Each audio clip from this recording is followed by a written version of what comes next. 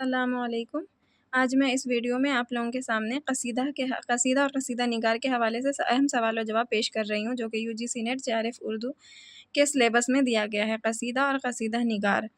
تو پہلا جو اور اہم سوال و جواب ہے جو اکثر ہی ایگزام میں پوچھے جاتے ہیں۔ پہلا سوال ہے، قصیدہ کس زبان کا لفظ ہے؟ تو عربی کا۔ قصیدہ کا لغوی معنی کیا ہے؟ قصیدے کا لغوی معنی ہے مغز غلیظ۔ ایک خیال یہ بھی ہے کہ قصیدہ لفظ قصد سے نکلا ہے، لیکن عموماً لغوی معنی جو ہے وہ مغز غلیظ کے ہیں۔ قصیدہ اس مسلسل نظم کو کہتے ہیں جس کے پہلے شعر کے دونوں مصرے اور باقی اشعار کے دوسرے مصرے ہم قافیہ ہم ردیف ہوں۔ جس قصیدے میں متعدد مطلع ہوں اسے کیا کہتے ہیں؟ ذو المطالع۔ مطلب قصیدے میں شاعر ایک سے زیادہ مطلع بھی استعمال کر سکتا ہے، تو جس میں ایک سے زیادہ مطلع استعمال ہوئے ہوں اسے ذو المطالع کہتے ہیں۔ قصیدے میں کم سے کم اشعار کی تعداد کتنی ہونی چاہیے؟ تو 21 اور باقی زیادہ کی کوئی قید نہیں ہے، لیکن کم سے کم 21 اشعار ہونے چاہیے۔ اگلا سوال ہے، قصیدے کی کتنی قسمیں ہیں؟ تو 2، ایک خطابیہ، ایک تمہیدیہ۔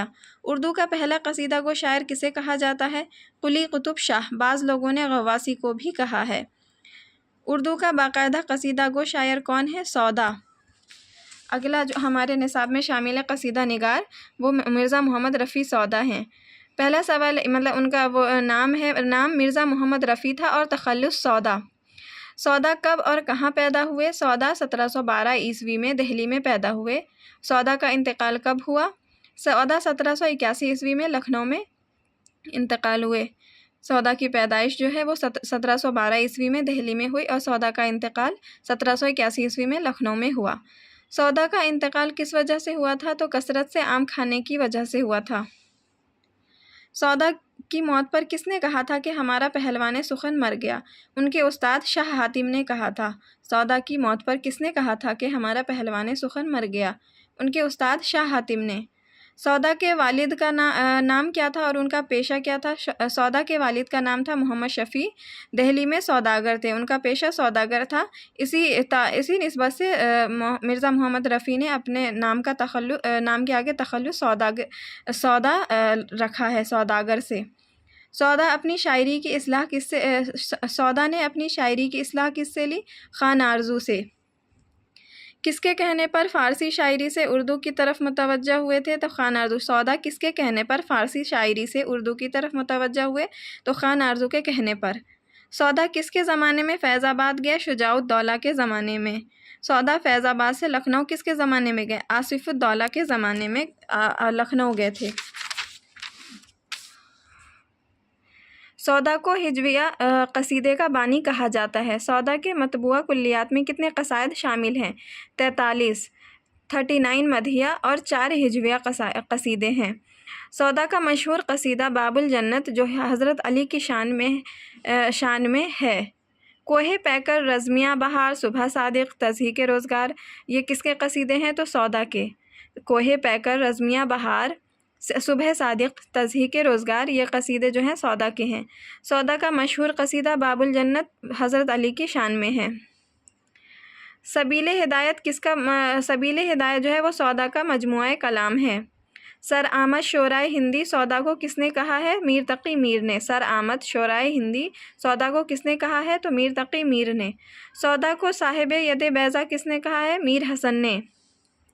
یہ اقوال ہیں جو سودا کے بارے میں کہے گئے ہیں اور اکثر ایگزام میں یہ سوال پوچھے جاتے ہیں، اس طرح کے سوال پوچھے جاتے ہیں۔ مصحفی نے سودا کو قصیدے کا نقاش اول کہا ہے۔ قصیدے کا نقاش اول سودا کو کس نے کہا ہے؟ تو مصحفی نے۔ یہ کس کا خیال ہے کہ سودا کی غزل قصیدے سے بہتر ہے؟ اور قصیدہ غزل سے نواب مصطفیٰ خان شیفتہ نے کہا ہے کہ ان کی سودا کی غزل قصیدے سے بہتر ہے اور قصیدہ غزل سے۔ سودا کی شاعری میں غزل کی دیومالا کا مخصوص منظرنامہ نظر آتا ہے۔ تبسم کاشمیری کا یہ خیال ہے۔ قصیدہ تو ختم مرزا سودا پر ہوا، یہ قول کس کا ہے؟ تو مرزا علی لطف کا۔ قصیدہ تو ختم مرزا سودا پر ہوا، یہ قول مرزا علی لطف کا ہے۔ پس اول قصائد کا کہنا اور پھر اس دھوم دھام سے اعلیٰ درجے فصاحت بلاغت تک پہنچانا ان کا پہلا فخر ہے، یہ قول کس کا ہے؟ سودا کے تعلق سے محمد حسین آزاد کا۔ محمد حسین آزاد کہتے ہیں کہ پس اول قصائد کا کہنا اور پھر اس دھوم دھام سے اعلیٰ درجے فصاحت و بلاغت تک پہنچانا ان کا پہلا فخر ہے، یہ محمد حسین آزاد کہتے ہیں سودا کے تعلق سے۔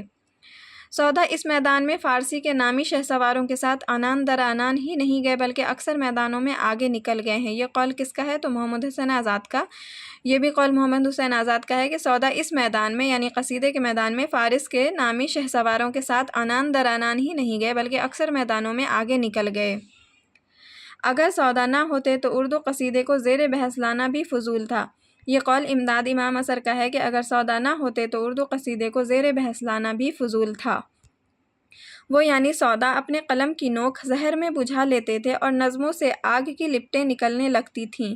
یہ قول ہے احتشام حسین کا کہ وہ یعنی سودا اپنے قلم کی نوک زہر میں بجھا لیتے تھے اور نظموں سے آگ کی لپٹیں نکلنے لگتی تھیں۔ یہ قول ہے احتشام حسین کا۔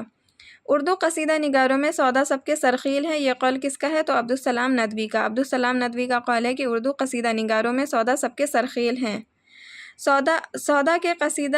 سودا کا قصیدہ ہوا جب کفر ثابت ہے وہ تمغہ مسلمانی، جو کہ ہمارے نصاب میں بھی شامل ہے۔ اس قصیدے میں کتنے اشعار ہیں؟ تو 2 مطلع ہیں اور 48 اشعار ہیں۔ سودا کا جو قصیدہ ہے جو ہمارے نصاب میں شامل ہے، ہوا جب کفر ثابت ہے وہ تمغہ مسلمانی، اس قصیدے میں 2 مطلع اور 48 اشعار ہیں۔ اگلا قصیدہ نگار جو ہمارے نصاب میں شامل ہے وہ شیخ محمد ابراہیم ذوق ہیں۔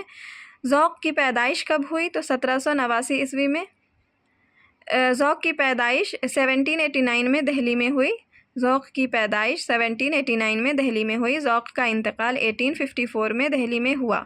ذوق کی پیدائش 1789 میں دہلی میں ہوئی اور ذوق کا انتقال 1854 میں دہلی میں ہوا۔ ذوق کا پورا نام شیخ محمد ابراہیم تخلص ذوق اور خطاب خاقانی ہند تھا۔ ذوق کا پورا نام شیخ محمد ابراہیم تخلص ذوق اور خطاب خاقانی ہند۔ ذوق کے والد کا نام کیا تھا؟ تو محمد رمضان۔ ذوق کی ابتدائی تعلیم کہاں ہوئی؟ حافظ غلام رسول کے مکتب میں۔ ذوق کو خاقانی ہند کا خطاب کس نے دیا؟ اکبر شاہ ثانی نے۔ بہادر شاہ ظفر نے تخت نشین ہونے کے بعد ذوق کو سلطنت کا ملک الشعراء مقرر کیا تھا۔ بہادر شاہ ظفر نے تخت نشین ہونے کے بعد ذوق کو سلطنت کا ملک الشعراء مقرر کیا۔ بہادر شاہ ظفر کی تخت نشینی پر ذوق نے کون سا قصیدہ کہا تھا؟ پیری میں پرضرر ہے جام شراب ناب۔ بہادر شاہ ظفر کی صحت یابی پر کون سا قصیدہ کہا تھا؟ زہ نشاط اگر کیجے اسے تحریر۔ ذوق نے کتنے قصائد لکھے؟ تو 30 قصائد۔ ذوق کو اردو نظم کا خاتم کس نے کہا ہے؟ محمد حسین آزاد نے۔ ذوق کی معاصرانہ چشمہ کس سے تھی؟ غالب سے۔ مرزا رفیع سودا کے بعد قصیدہ گوئی میں ذوق کا نمبر ہے مگر ان دونوں میں پہاڑ اور ٹیلے کا فرق ہے۔ یہ قول کس کا ہے؟ امداد امام اثر کا۔ مرزا محمد رفیع سودا کے بعد قصیدہ گوئی میں ذوق کا نمبر ہے مگر ان دونوں میں پہاڑ اور ٹیلے کا فرق ہے۔ یہ قول کس کا ہے؟ امداد امام اثر کا۔